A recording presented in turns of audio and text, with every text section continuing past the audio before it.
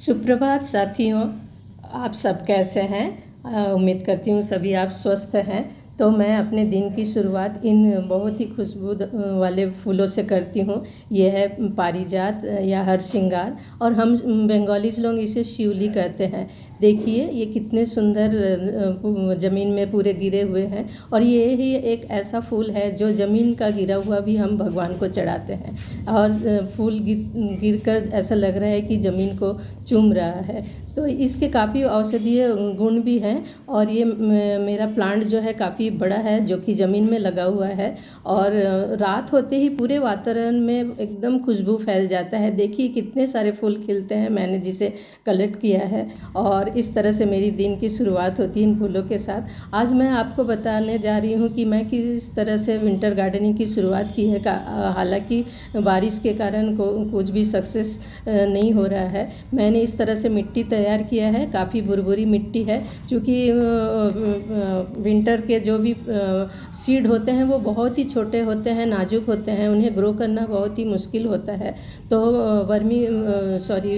Cocopeat और मिट्टी, हल्की भुरभुरी मिट्टी जिसे कि मैंने छान लिया है, और ये एक थर्मोकोल के उसमें मैंने टोमेटो के बीज से ग्रो किए थे, जो कि लग गया है। ये देखिए मेरे पास पिछले साल के कुछ सीड हैं, और आपको दिख ही रहा है कि ये कितने छोटे एकदम बारीक हैं सीड, जो सरसों के दाने से भी छोटे हैं। इन्हें ग्रो करना बहुत ही मुश्किल काम है। तो मैंने कोशिश की है, और ये जो सीड है इन्हें मैंने ग्रो करने की कोशिश की है। इस तरह से मिट्टी मैं तैयार की हूँ, और उसमें इन सीडों को मैं ऊपर से स्प्रेड कर दे रही हूँ। ये देखिए मैंने सब तीनों सीड को अलग अलग स्पेस में स्प्रेड किया है, और उसके बाद मैं इन के ऊपर तो बहुत ही बारीक सीड है, इसलिए इसे ग्रो करना बहुत ही एक चैलेंज वाली बात हो जाती है। तो देखते हैं कहाँ तक इसमें सफलता मिलती है। तो इस तरह से मैंने तीनों सीड को इस ट्रे में, मेरे पास एक बड़ा सा ट्रे था लोहे का, जिसमें मैंने इस मिट्टी को तैयार किया है, और इस ट्रे में मैंने उस सीड को स्प्रेड कर दिया है। और उसके बाद मैं कोकोपीट को, ये देखिए ये मैं थर्ड जो सीड है उसे भी मैं ग्रो कर रही हूँ। तो इस तरह से मैंने कोशिश किया है, और देखते हैं। इसके बाद मैं इसके ऊपर जो मिट्टी या कोकोपीट को मैं हल्का सा फैला दी हूँ सीड को ढकने के लिए।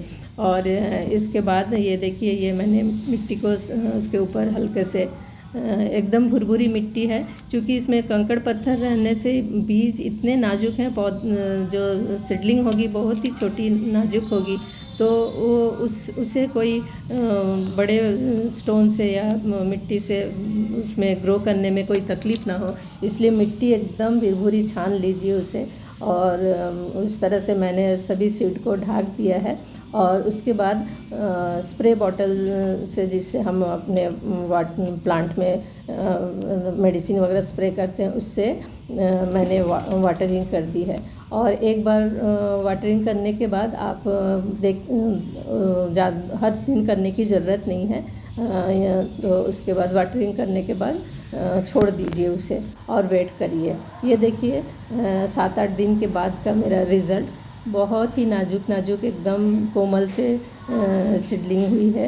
इन्हें बड़ा करना ये बहुत ही कठिन काम है। देखते हैं कहाँ तक मैं सफल हो पाती हूँ। तो बहुत ही अच्छा लग रहा है, छोटे छोटे नन्हे पौधे निकले हैं। तो इस तरह से मैं तैयारी शुरू की हूँ। और ये पिछले साल के कुछ डायंथस थे मेरे पास, जिसमें लगातार फ्लावरिंग हो रही है। तो मैंने इसके कुछ कटिंग निकाले हैं, और अभी बहुत ही समय है सही समय है इसे लगाने के लिए। तो इनकी कटिंग को मेरे पास कुछ छोटे पॉली बैग थे, उनमें मैंने एकदम वेल ड्रेन सॉइल तैयार किया है, और मैंने उसमें लगाया है। और मुझे लग रहा है इससे भी लगाए हुए 7-8 दिन हो गए हैं, तो मुझे ऐसा लग रहा है कि ये लग गए हैं, क्योंकि इसमें पत्तियाँ कोमल कोमल निकलने लगी है। तो इस तरह से मैंने अपने गार्डन में कुछ शुरुआत की है। आगे देखते हैं आगे क्या होता है। आपको आगे की अपडेट बताते रहूँगी। तो कैसा लगा ज़रूर बताइए, सब्सक्राइब कीजिए, फिर मिलते हैं।